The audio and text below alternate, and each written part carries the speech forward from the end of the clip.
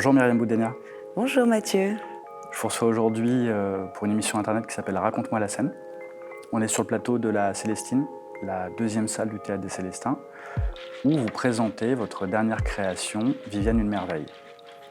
Alors afin d'être transparent, on a déjà pas mal travaillé ensemble et on se tutoie. Oui. Et c'est vrai que moi je sais que je vais pas arriver à te vous voyer tout du long. Ouais, tu vois, déjà c'est parti. C'est OK si on... Okay. Bien sûr, oui. Parfait. En général, je commence par faire un petit pitch. Je peux te proposer de le faire aussi. Qu'est-ce que tu préfères? Je peux le faire et tu me corriges? Ouais, vas-y. Ouais, on fait bien. ça? Ouais. OK. Donc, Viviane une merveille, c'est ta dernière création. Et le pitch est assez rapide, en fait, puisque c'est l'histoire d'une adolescente de 16 ans qui s'appelle Viviane et qui a un seul objectif dans la vie, ce serait de pouvoir retourner au lycée sans qu'on l'enferme à nouveau. Moi, je le pitcherai comme ça. Après, on peut venir le colorer de plein d'autres façons.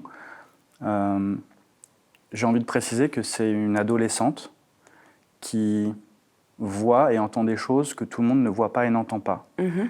Et volontairement, je n'utilise pas le mot adolescente en souffrance parce qu'après avoir vu le spectacle, moi, j'ai jamais eu l'impression qu'elle était vraiment en souffrance, cette adolescente, mais qu'on avait, non pas envie, mais qu'en tout cas, elle avait cette étiquette de personne en souffrance. C'est un spectacle qui s'adresse aux adolescents et aux adolescentes, et sans doute aussi un peu à leurs parents. Mm-hmm. Et est-ce que ce pitch te convient? Oui, je dirais qu'elle doit retourner au lycée aujourd'hui et que surtout elle a fait un séjour à l'hôpital psychiatrique. C'est ça qui précède l'histoire. Et donc aujourd'hui, quand le spectacle commence, elle s'adresse au public et elle dit très clairement « J'ai 16 ans, aujourd'hui je dois retourner au lycée, je m'appelle Viviane », comme la fée. Et donc c'est un spectacle qui parle effectivement d'une adolescente en souffrance, même si tu penses qu'elle n'est pas forcément en souffrance. En tout cas, la toile de fond, c'est quand même la santé mentale. Et effectivement, les nombreuses étiquettes et les normativités qui sont associées à ça. Et c'est de ça dont on voulait parler dans ce spectacle. Ouais, j'ai choisi de ne pas l'avoir en souffrance par rapport à l'une des premières phrases du spectacle où elle dit « Tu peux voir ça comme un super pouvoir, une malédiction ». Mm-hmm. Moi, j'ai choisi d'y voir un super pouvoir, mais c'est vrai. Et puis, ton spectacle, il vient nous chercher à des endroits vraiment multiples et variés. Et pour ça, on va commencer, j'ai envie de dire, par parler de ton travail en général. Je suis allé interroger des gens qui avaient travaillé avec toi, j'ai fait des recherches, et j'ai lu où quelqu'un m'a dit « Myriam, elle travaille sur le réel ». Et je trouvais cette phrase absolument passe-partout. Je trouvais que ça manquait vraiment de quelque chose. Et moi, j'ai l'impression que tu travailles sur la déformation du réel. Mm. Est-ce que... Oui, en fait, je pars toujours d'éléments du réel, souvent de ma vraie vie, à moi. Mais en fait, ce que je travaille, c'est la perception du réel. Donc c'est comment, là par exemple dans Viviane, c'est le prisme de Viviane. On est dans sa tête, dans sa boîte crânienne. Le plateau de la Célestine, on peut le voir comme sa chambre ou comme sa tête.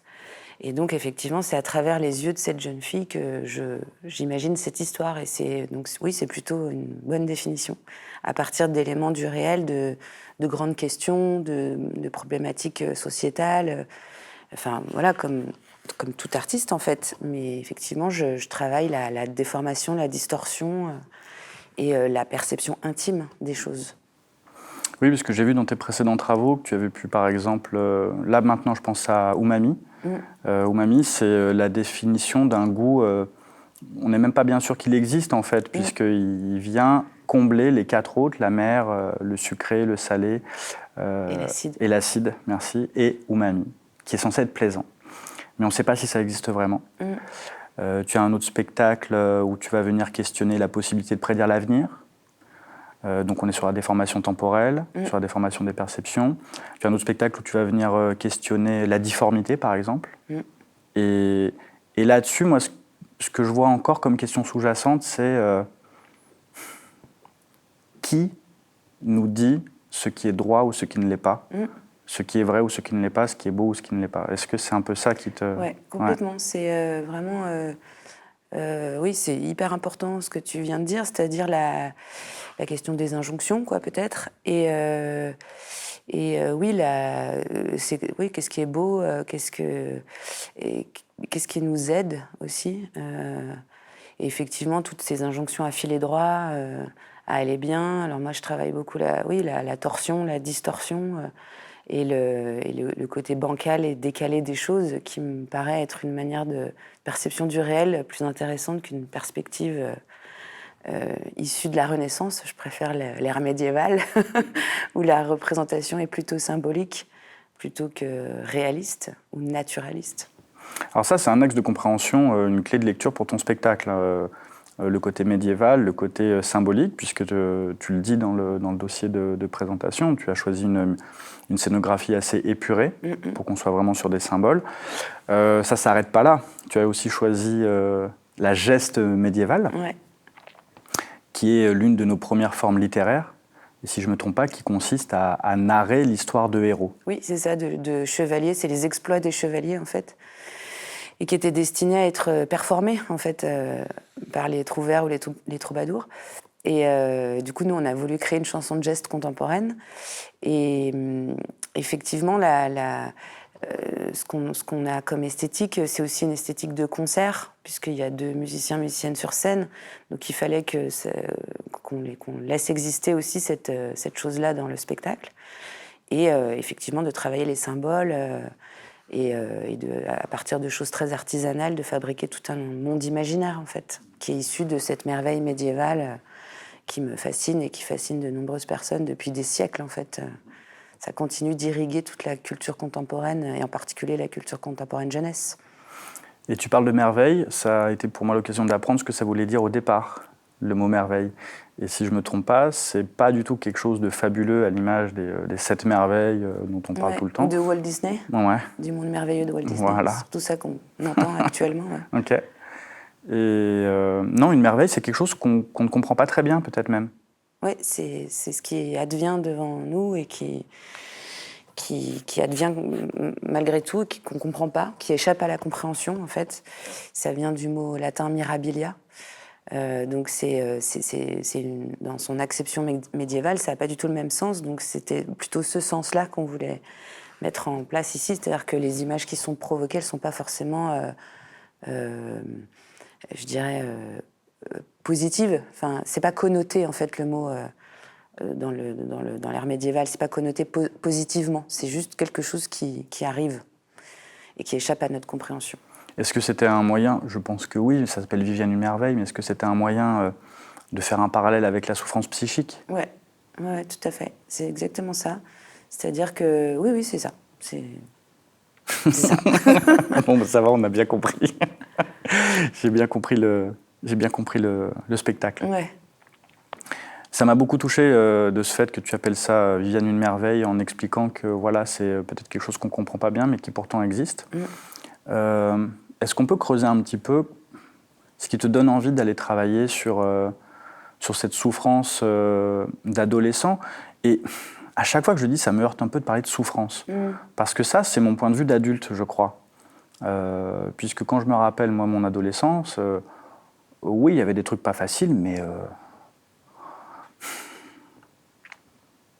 je sais pas. Est-ce que c'était de la souffrance parce que quand on est ado, on ressent les choses comme ça, très fort et très, très intense ? Bah, quand même, l'idée, c'était, si tu veux, ce projet, il vient d'assez longtemps. C'est d'abord une image d'une jeune fille qui longe un lac. C'est d'abord ça, le début de la création à l'intérieur de ma tête. Et puis ensuite, ça s'est surtout concrétisé après les confinements. Moi, j'interviens régulièrement dans des établissements scolaires auprès d'adolescents et de jeunes adultes. Et j'ai vraiment constaté une souffrance très très forte en fait et des choses qu'on ne voyait pas avant. Et puis j'en ai parlé autour de moi, au personnel encadrant, aux parents et aux enfants eux-mêmes.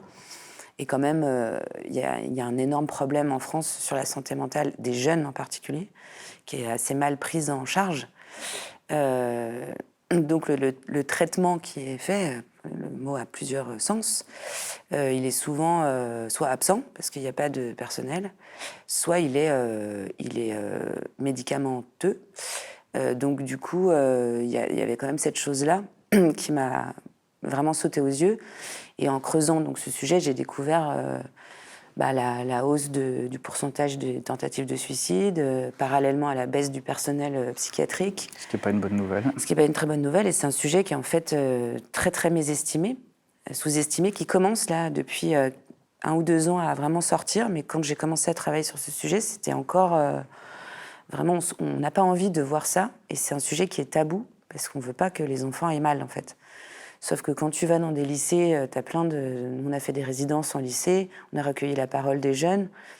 Et ils nous parlaient régulièrement de dépression, de choses comme ça qu'ils ont faites, mais au collège, c'est-à-dire à l'âge de 12-13 ans, ce qui est très jeune. Et là, c'était des enfants qui avaient 16-17 ans et qui nous disaient « Oui, moi, je sortais plus de ma chambre quand j'étais en 5e, où j'ai été harcelée, les phobies scolaires, l'angoisse de l'avenir, l'angoisse de la performance, de la compétition, la norme. » Enfin, toutes ces choses-là, c'est évidemment que c'est un mal-être adolescent qui est de tout temps, quoi, j'ai envie de dire, mais il y a quand même quelque chose de conjoncturel et d'important en ce moment. Et voilà, on est allé aussi dans un hôpital psychiatrique à La Roche-sur-Foron, en Haute-Savoie. On n'était pas avec un public mineur, d'ados, mais avec des adultes. Et il y avait pas mal de jeunes adultes. Et effectivement, le retour qu'on a eu du personnel encadrant et soignant de l'hôpital, c'était qu'effectivement, l'âge descend des patients. Et il y a aussi une paupérisation de la population qui se retrouve en hôpital psychiatrique, quoi. C'est les deux choses, ça rajeunit et ça s'appauvrit entre eux. Voilà. Donc il y a quelque chose quand même de très fort dans ce sujet-là. Et je voulais vraiment m'adresser à ces jeunes gens sans prétendre prendre leur place ni leur parole, et de travailler ce personnage-là par le prisme de la fiction, qui est vraiment mon endroit de travail. Et c'est pour ça que j'y ai mêlé cette merveille médiévale, cet univers héroïque fantasy dans lequel elle se retrouve, et qui est en puissance, qui lui donne du courage, en fait. Et voilà, c'était quand même cette idée-là Et c'était aussi d'aller puiser dans ma propre adolescence, puisque tu parlais de la tienne, par exemple, de me rappeler de moi, mes états, quand j'avais 15, 16, 17 ans, la peur que j'avais de l'avenir, etc., qui était très présente. Et puis, quand on est allé rencontrer les ados, c'était de leur dire nous, on est des vieux, quoi. Donc, du coup, parlez-nous de votre vie, puis on va voir si c'est commun, si notre expérience, elle est commune. Et effectivement, il y a plein de trucs qu'on avait en commun. Et puis d'autres choses qui sont différentes parce que c'est pas la même génération, c'est pas le même monde que dans les années 90. Moi, j'ai grandi adolescente, quoi. Donc c'était quand même... et c'était super intéressant de les rencontrer. Et puis ils nous ont fait beaucoup confiance parce qu'on est allé les voir, on parlait avec eux, on a fait des ateliers. Et comme on n'est pas un personnel évaluant, ni de la famille ou quoi, du coup, on a eu beaucoup de confidences très rapidement, en fait. Ça, c'était très étonnant pour nous. Ça rappelle un peu 12 jours de Raymond Depardon. Ouais. Tu l'as vu ? Ouais. Ouais. Qui est la période d'internement qui peut avoir lieu presque manu militari, en fait. Oui. Si quelqu'un pète un câble, il peut être enfermé jusqu'à 12 jours avant qu'il y ait une ordonnance judiciaire pour venir maintenir ou arrêter cet état. Dans ton spectacle, dans Viviane, une merveille, il y a aussi une autre thématique, moi, qui m'est apparue.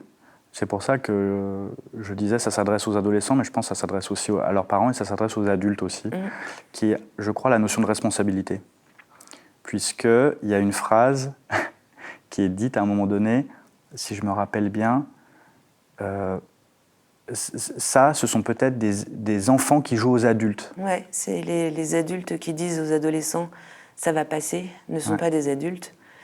Ils n'ont pas grandi, ce sont des enfants déguisés en adultes et qui se foutent de ta gueule. Voilà, des enfants déguisés en adultes. Et moi, je trouve que c'est quelque chose qui m'a beaucoup parlé, ça. Je trouve ça assez contemporain d'être dans la déresponsabilisation. Et est-ce que c'est un thème auquel tu avais pensé en créant ce spectacle ? Sur le fait, je veux dire, être adulte, on ne devient pas adulte parce qu'on a 18 ans. Non, ça c'est clair. Et c'était vraiment, oui, l'idée de cette phrase-là et de la question des adultes et des enfants, c'est vraiment c'est la question de l'adolescence, quoi. C'est l'endroit du seuil, du franchissement. Et c'est le moment où ce qu'on appelle la pensée magique, qui est très très présente quand on est enfant, on peut vraiment s'exaucer soi-même, quoi. Quand on est adolescent, ça devient un peu plus compliqué, quoi. Le réel nous rattrape, etc.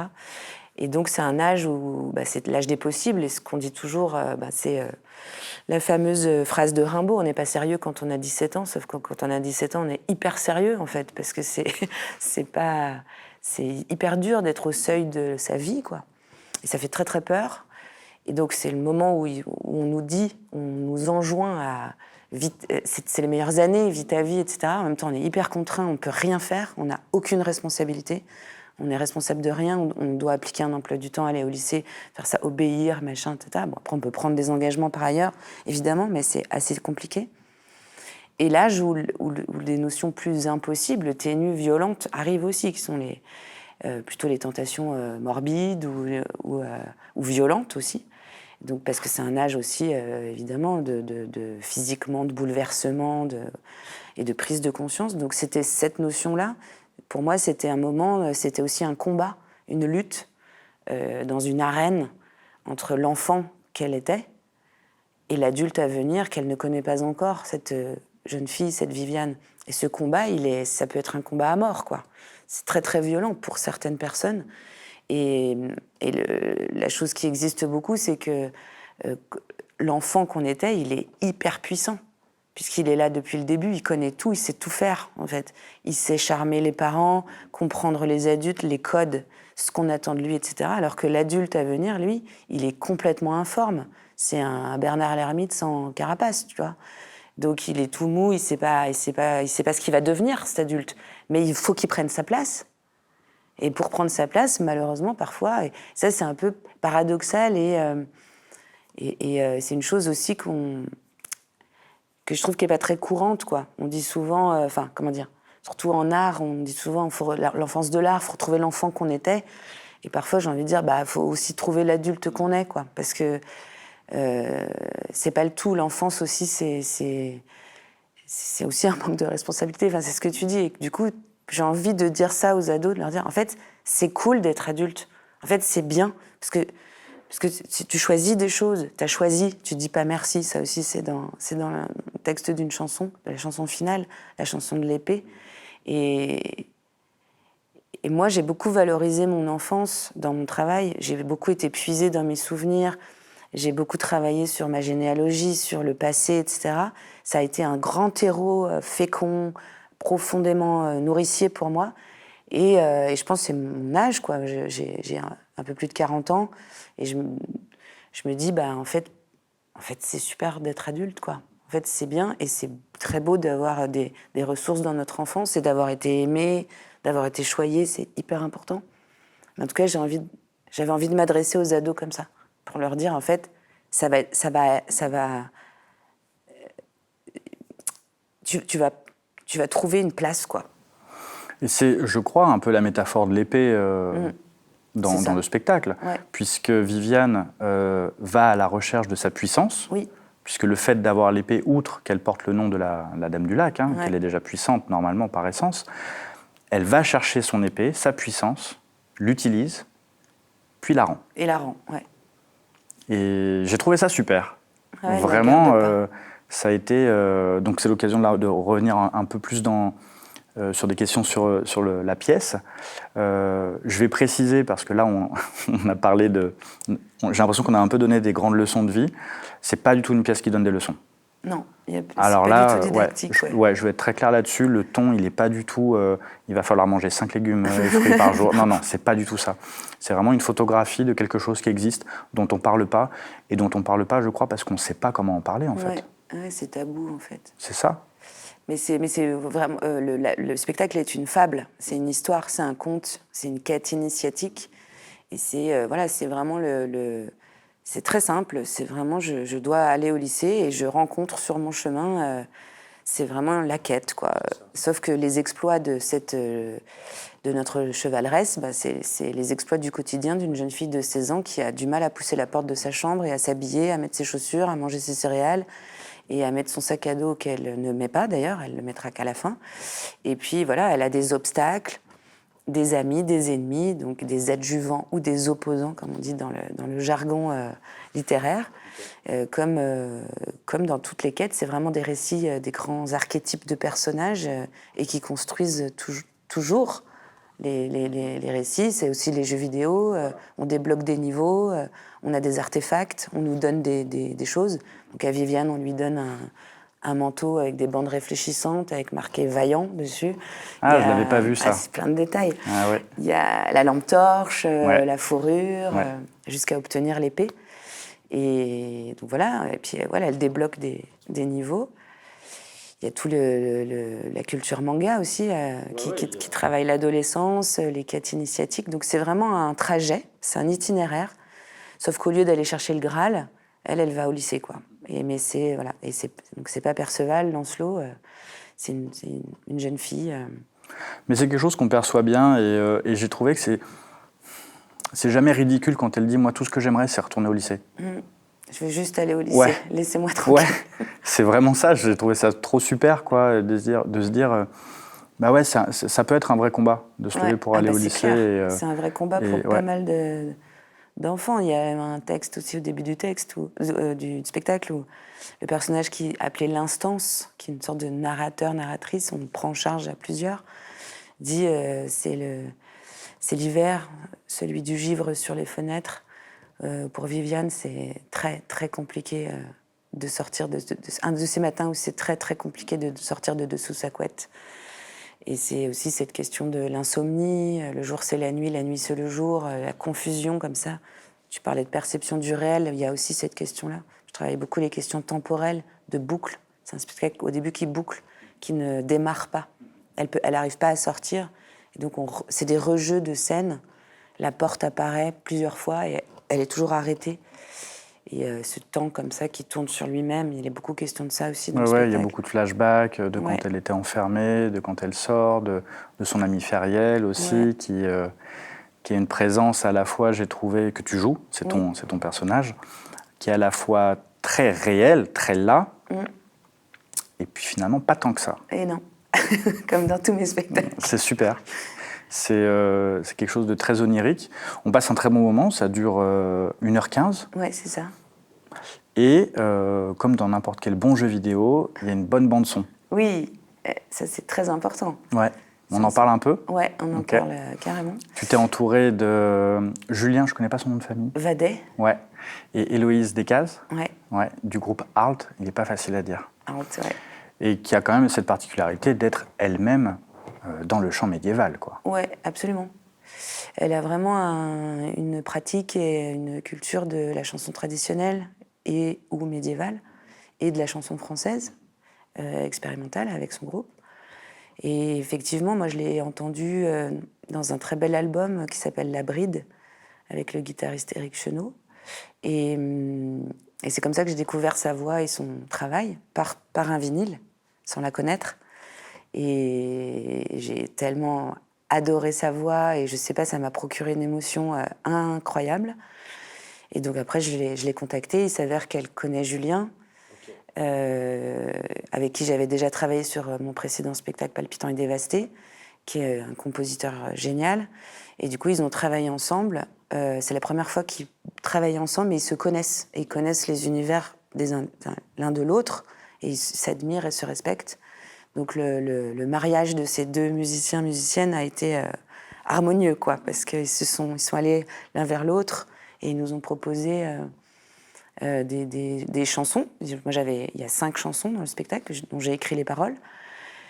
Et puis tout l'environnement sonore, et on a vraiment travaillé ensemble sur Donc il y a des paysages sonores, il y a des distorsions du son qui sont quand même très modernes, hein, parce qu'on parle de médiéval et tout, mais c'est très moderne. Hein. Ouais. C'est une hybridation. Le spectacle, c'est le mot-clé. On a hybridé tout. Dans les costumes, la musique, même le texte, la langue. Il y a quelques moments où il y a des petites apparitions du médiéval, mais qui sont tout de suite déjouées par du trivial, du texte très contemporain. Viviane, elle parle comme tout à fait, tout à fait normalement, et puis tout d'un coup, il y a des choses qui sortent, des structures de phrases ou des seigneuresses qui arrivent, des choses comme ça. Et oui, donc il y a plein de sonorités différentes, quoi. Et il y a un instrumentarium qui est très très varié. Il y a de l'acoustique, de l'électroacoustique, de l'électronique. Il y a beaucoup de choses, quoi. Oui, parce que Julien, il compose, mais il fabrique des instruments aussi. Oui, il fabrique des instruments. On a des flûtes en PVC, une cornemuse. Voilà, il a un clavier modulaire, plein de choses. Et puis il y a aussi de l'acoustique avec le concertina, le petit accordéon. Héloïse, elle utilise aussi des magnétocassettes. Ouais, ça c'est... Il y a un instrument indien qui s'appelle le bulbul tarang, Ah, je l'ai pas vu. sur lequel elle tape D'accord. avec des grosses touches, son clavier Casio. Et donc il y a plein de choses. Et donc il y a de la spatialisation du son. C'est spatialisé, des enceintes partout. Et des traitements sur les voix, dans les micros. Donc c'est un gros travail de son. C'est un vrai... On a énormément travaillé cette chose-là, en accord avec toute l'esthétique qui est de fabriquer de manière artisanale le spectacle, quoi, avec la scénographie aussi, les images sur le rétroprojecteur, le livre d'images. En fait, c'est un livre illustré, quoi. On tourne les pages, c'est chapitré. Et puis on a une forêt, mais comme ça. Qu'on peut voir d'ailleurs un petit peu au bord de Seine. Et puis du coup, travail sur les ombres, avec le cyclo. C'était vraiment l'idée de base, quoi, de travailler justement ce que tu dis, la distorsion du réel avec les échelles.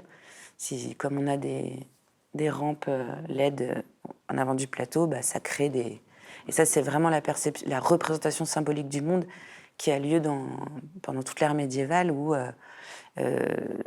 dans les peintures, dans les tapisseries, il peut y avoir un lapin qui est aussi gros que la croupe d'un cheval, ou un seigneur qui est aussi grand que la tour de son château, pour montrer sa puissance, etc. Il n'y a aucun problème à faire ça. Et moi, c'est quelque chose dont je suis très proche.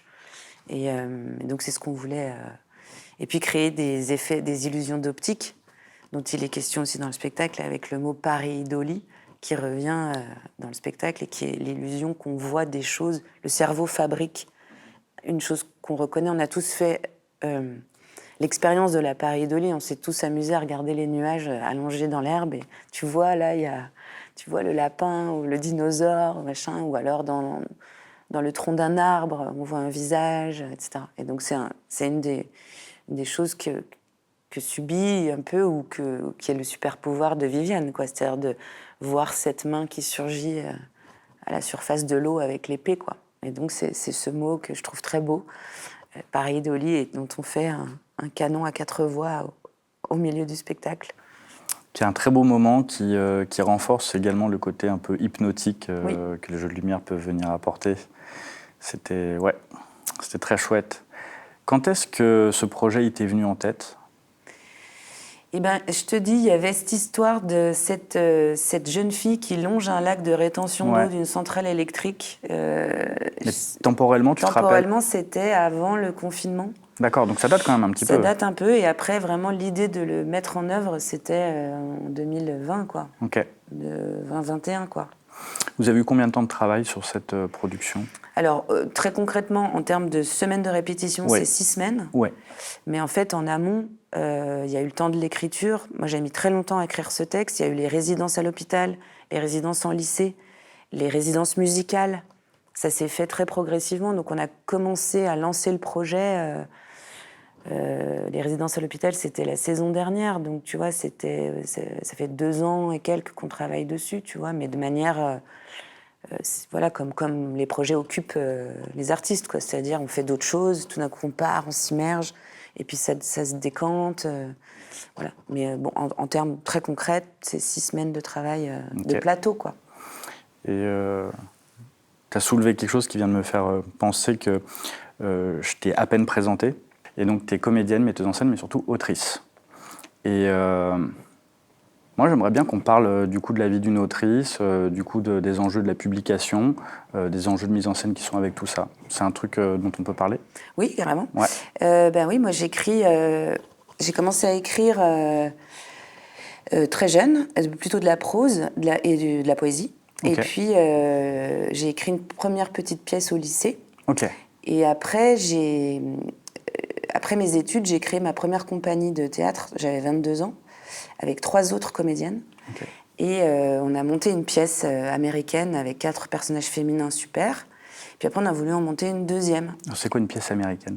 Une pièce d'un auteur américain. Tout simplement. Ouais, qui s'appelle Indépendance de Lee Blessing. Ok. Et après, on a voulu réitérer notre aventure. Et on n'a pas bien trouvé de pièces avec 4 personnages féminins intéressants. Parce qu'il n'y en a pas, en fait. Et donc, naïvement, j'ai dit à mes copines, je vais écrire, vu que j'avais cette pratique, etc. Et là, j'ai mis le doigt dans l'engrenage de l'écriture dramatique. Okay. Et donc, j'ai écrit pour le plateau et pour des comédiennes. Et pour moi, puisque j'allais jouer dedans. Et donc, j'ai écrit ma première pièce de théâtre, qui s'appelle Dernière lueur de l'ombre, okay. qui a été montée par l'une de notre collectif. Et moi, je jouais dedans. Et on l'a montré au Festival d'Avignon. Et là, j'ai rencontré une éditrice qui l'a édité. Tu avais quel âge à cette époque-là? J'avais... c'était quand, Avignon? Je sais pas, j'avais 24 ans, quelque chose comme ça. Et voilà, ça, c'était ma première expérience. Et donc, après, j'ai écrit pour le plateau. Okay. C'est-à-dire qu'il y a des auteurs qui sont publiés, mais qui ne sont pas joués. D'accord. Moi, toutes mes pièces ont été portées à la scène. Ok. C'est mon enjeu. Après, j'ai quelques pièces qui ont été éditées. Et l'édition, elle est souvent liée à, à être lauréat de comités de lecture ou de bourses, de choses comme ça.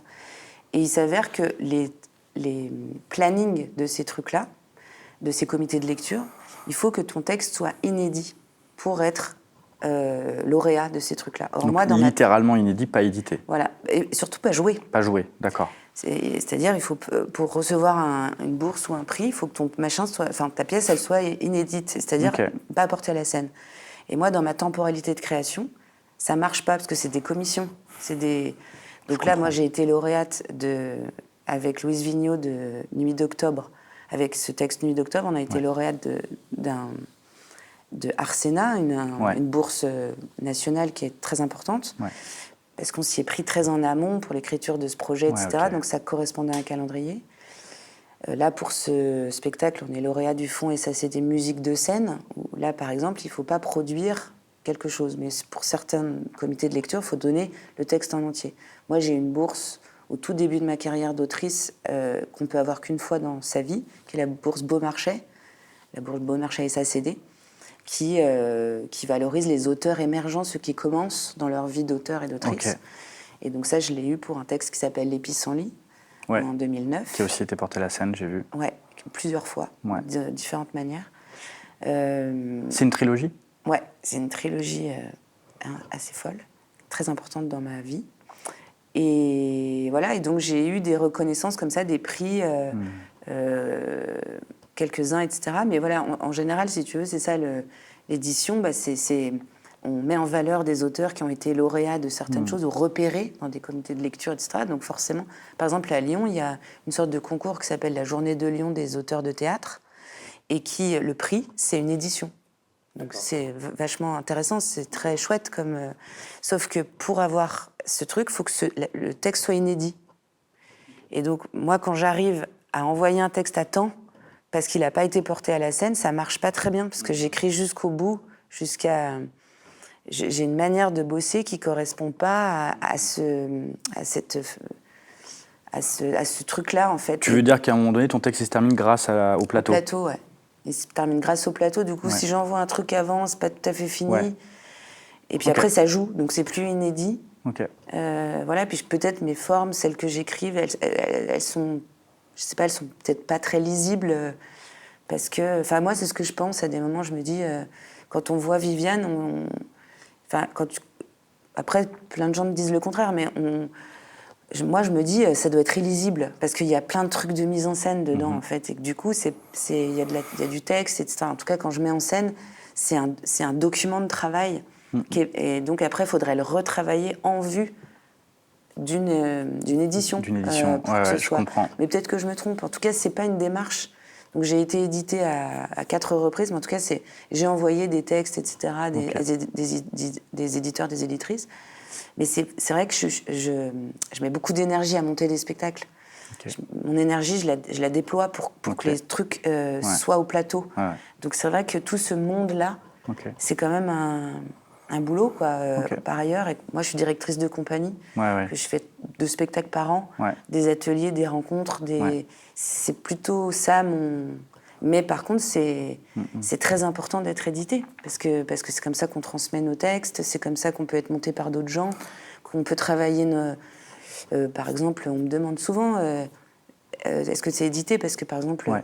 des profs, ils veulent travailler des scènes avec leurs élèves et tout, et je suis toujours là, je peux t'envoyer le PDF, quoi, mais j'ai pas... Donc c'est vrai que c'est un peu une question que je me pose, quoi. Je me dis, bon, faudrait peut-être t'y mettre. En même temps, je sais pas comment faire, en fait. Je passe tellement ma vie à appeler les programmateurs, à machin, pour qu'on tourne. Oui. Alors, il faudrait appeler des éditeurs, en plus. Tu vois, c'est long. Oui, bah là, de toute façon, on retourne sur cette réalité dont j'ai beaucoup parlé avec les précédents invités, hein, qui est cette économie du théâtre, qui est valable aussi au cinéma, hein, pour avoir discuté avec des réalisateurs. Il y a un moment donné où, metteur en scène ou réalisateur, en fait, mais presque votre métier, il est de trouver de l'argent. Ouais, c'est une grande partie du métier, c'est de convaincre les autres que c'est bien ce qu'on fait. Déjà, il faut trouver aussi une équipe artistique. Enfin, c'est déjà... En vrai, le vrai travail, c'est ça, c'est développer notre chemin, notre sillon artistique. Il faut jamais perdre de vue que c'est là-dessus qu'on nous attend, quoi. C'est pas... Moi, ça fait 20 ans que je fais ça, j'ai eu tellement peu de moyens pour faire mon travail que c'est fini. Plus personne peut me dire t'as pas ta place, en fait. Mais tout le travail, il est là. C'est de se légitimer, enfin, c'est comme tout ça aussi. Et puis après, oui, moi je dirige une compagnie, donc on est plusieurs salariés, on essaye de s'en sortir, on essaye de convaincre, et puis d'avoir des rapports à peu près sains avec les lieux. Ouais, bien sûr. Toujours bien se positionner sans hiérarchie, parce on n'a pas de patron, nous. Donc les directeurs et les directrices de théâtre, c'est pas nos patrons, en fait. C'est nos collaborateurs ou collaboratrices. Même si parfois ils viennent dire ceci est bien, ceci est moins bien. Mais ils disent ce qu'ils veulent. Mais sans nous, il ne se passe rien dans un théâtre, en fait. A priori. Là, ça me fait sourire parce que j'ai parlé de toi avec Anne de Boissy, avec qui tu as travaillé, et qui m'a dit, qui m'a raconté ça, voilà, que tu avais pu dire à des directeurs ou des directrices de théâtre, vous n'avez pas le monopole du bon goût. Et je trouvais ça très chouette de remettre aussi, de tous nous remettre un peu à notre place, en fait, hein, parce que là, je parle des directeurs parce que l'exemple, il est évident, mais c'est de nous remettre tous à notre place. C'est-à-dire que même en tant que public, je ne sais plus où j'ai vu cette phrase de quelqu'un qui disait qu'on n'avait jamais à donner notre avis sur de l'art, on pouvait juste constater son existence, en fait.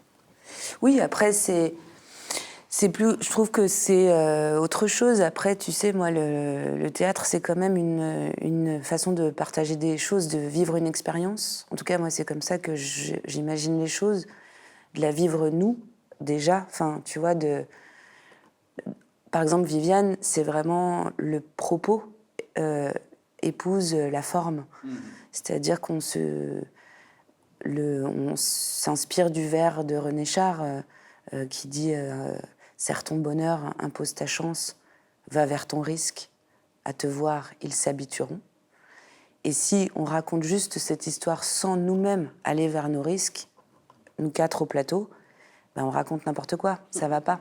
Donc c'est pour ça qu'avec Pauline, on fait de la musique alors qu'on n'est pas musicienne, que Julien et Héloïse jouent au théâtre pour la première fois, et qu'on développe une forme de fragilité et de sincérité au max, quoi, et de solidarité au plateau, mais pour que ça se partage avec les gens qui viennent nous voir, qui sortent de chez eux, qui viennent, qui s'installent, qui vont partager un truc avec nous, et de leur dire, si nous on prend des risques, vous aussi. Et il y a une adresse très frontale dans Viviane. Viviane, elle s'adresse, elle dit tu au public. Elle les vous voit pas non plus, comme toi. Et elle dit, tu dis pas que je te parle. Sinon, ils vont m'enfermer encore, et ça, c'est pas possible. Et du coup, c'est aussi ça, c'est aussi ce rapport-là aux gens, de dire, en fait, mais c'est bateau ce que je te dis, tu vois, il n'y a pas d'écran, on est là et on se parle, et vous avez une place qu'on vous laisse, en fait, et au maximum, quoi, qu'est l'imaginaire. On vous propose une forêt avec des bouts de branches, 3 praticables, un mégaphone, et si tu vois pas ça, mais ça, tu es libre, personne t'impose de voir quoi que ce soit. En fait. Là, tu décris le principe théâtral, en fait. Hein. C'est-à-dire que dès le départ, on sait que c'est faux, et puis on dirait que, et on fait comme si. Ouais, on fait comme si, ça on marche dirait, très, exactement, ça marche très bien. Et dans ce que tu dis, j'aimerais rebondir sur cette volonté de cohérence, j'ai l'impression qu'il te caractérise. C'est-à-dire de cohérence dans l'engagement, que ce soit sur comment on travaille, sur quoi je travaille, avec qui je travaille. Et ça correspond aussi à comment je vis à côté. Voilà, c'est la cohérence. Ouais, c'est d'être aligné, quoi, voilà. au maximum, ce qui n'est pas évident. On parlait de torsion tout à l'heure. Par exemple, très concrètement, moi, j'ai un dos complètement tordu, par exemple. Tu vois, j'ai une scoliose, j'ai un S dans le dos. C'est pas anodin quand je dis ça. Ça veut dire que je boite un peu quand je marche, tu vois, et que c'est toujours un truc qui a guidé ma vie depuis mon adolescence, tu vois, par exemple, de claudiquer un peu, de ne pas marcher droit. Et ça correspond effectivement à aller chercher les gens avec qui profondément je sais que... Enfin, j'en sais rien en fait, mais où il y a une intuition qu'on va s'entendre sur un terrain de jeu, et puis aussi un engagement de notre part, quoi, d'aller parler de choses importantes pour nous, et puis de se dire, de faire le pari que ça va toucher, interroger les gens qu'on convie à regarder ce qu'on bidule, ce qu'on fabrique, quoi. Et puis aussi de ne pas oublier qu'il y a tout le monde autour, quoi. C'est-à-dire, moi, je travaille la fiction à fond, l'imaginaire, la poésie, mais ça ne veut pas du tout dire, tout ça, qu'on est moins ancré dans le réel. C'est sans doute pour ça qu'on t'a parlé du fait que je travaille sur le réel, c'est sans doute à cet endroit-là, parce que j'ai beaucoup de liens avec le monde, avec la vie, je ne suis pas du tout quelqu'un de la boîte noire, quoi. Oui, tout à fait. Je parle d'engagement parce que tu l'as dit peut-être un peu brièvement, mais pour travailler ce spectacle, tu es allé dans un hôpital psychiatrique, tu es allé recueillir la parole d'élèves dans des lycées. Voilà, tu vas sur place, hein, tu t'engages. Sur le terrain, comme on dit. Sur le terrain, comme on dit. Au Théâtre des Célestins, tu fais aussi des ateliers. Tu travailles sur ce projet, au Parleur, notamment. Avec des lycéens. Avec notre service de relations avec les publics. Voilà, c'est là que je vois cette forme de cohérence. J'avais un lien, et puis je l'ai perdu, parce qu'on a eu un petit peu de bruit derrière, ça m'a perturbé. Du coup, je vais faire une transition sur le cadeau. Ok. Ça, je t'ai pas prévenu. J'offre un cadeau aux invités. D'accord. Voilà, c'est un moment qui est parfois un petit peu gênant parce qu'on ne sait pas quoi faire du papier. Donc voilà, je te le dis comme ça va bien se passer. Et donc dans ce bel emballage des Célestins avec l'ancien logo qui est amené à changer. Voilà. Merci, c'est pour te remercier, toi, de venir, et puis de vous, chaque invité, de vous asseoir pendant un long moment. Qu'est-ce que c'est que ça? Alors, c'est un gros pavé. Oh là là. Est-ce que tu connais cette autrice, Ursula Le Guin? Eh ben oui, de nom, mais je connais pas l'œuvre. Eh ben, on est dans l'heroic fantasy. Mais oui, voilà, c'est ça. On est dans l'heroic fantasy et dans les années 90, moi aussi je suis de cette génération. Ouais. C'est l'une des premières autrices que j'ai rencontrées dans mes lectures. Ouais, mais je vois bien qui c'est. Enfin, je vois très bien ce que c'est. C'est super, merci. Elle est très connue justement pour les contes de Terre-Mère. Miyazaki les a adaptés aussi. Et ça me tenait à cœur de t'offrir ça parce que c'est quand même un paysage extrêmement masculin, l'heroic fantasy. Surtout dans ces années-là. Et elle fait partie des précurseuses. Et là-dedans, il n'y a pas du tout que des héros masculins. Et il y a une grande place dans le féminin. Même le héros a un féminin lui-même très développé. Donc je pense que ça te plaira beaucoup. Ah mais je suis sûre, c'est trop bien. Oui, mais j'adore Miyazaki d'ailleurs, par ailleurs. C'est vraiment une inspiration, toujours. Et ce thème de l'heroic fantasy, du coup, il t'est venu d'où de mon goût personnel. Toi, t'aimes ça aussi dès le départ? C'est un truc qui est ancien. Moi, j'adore les récits. Enfin, je veux dire, je suis tombée dans la littérature très jeune, et donc toutes les quêtes initiatiques, j'adore depuis toujours. Et tout ce qui est paralittéraire, comme on dit quand on fait des études littéraires, c'est-à-dire tout ce qui n'est pas la grande littérature. Donc l'heroic fantasy, la science-fiction. Ouais, et le roman policier. Et le roman policier. Et puis après, tout ce qui est... c'est les sous-genres, quoi. Si tu veux. Moi, j'ai fait un mémoire... quand j'étais en littérature, en lettres, sur le roman policier, par exemple. Ok. Ce qui n'était pas du tout valorisé, parce que tout le monde Ouais. s'en fout. Et alors que c'est comme ça que moi, je suis rentrée dans le... Ouais. Moi, j'ai lu beaucoup d'Agatha Christie quand j'étais en primaire, et c'est ça qui m'a fait rentrer dans la littérature. C'est une entrée pour plein d'adolescents et adolescentes. Oui, et puis voilà, et du coup, moi, je suis très BD, manga. Bien sûr. En fait, dans ma vie artistique, si tu veux, moi, je suis quelqu'un qui hybride tout le temps. C'est-à-dire que j'ai fait des études très savantes, en lettres classiques, tu vois, en hippocagne-cagne, à traduire du grec et du latin, et du français médiéval, et tout ça. Donc j'ai ce goût-là des chansons de gestes, de mes études. Mais, par ailleurs, j'ai une culture pop hyper forte, et j'y hiérarchise assez peu. Et voilà, moi, j'ai été au Japon quand j'avais 18 ans, je faisais du cosplay. Ok. Je veux dire, j'ai gagné des concours de cosplay à l'époque où ce n'était pas du tout ce qu'est le phénomène maintenant. Parce que comme je suis un peu vieille... Avec quel personnage? Alors, j'ai gagné avec Princesse Mononoke, Ah, top. avec le masque et tout. Ouais. Et Sailor Mercure. Ok. Et Andromède, Chevalier d'Andromède. Ok. Voilà. Sean, ni plus ni moins, quoi. Sean en lino. Mon armure, c'était du lino. Magnifique. Voilà. Perruque verte, Ok. chaîne articulée. Waouh. Génial.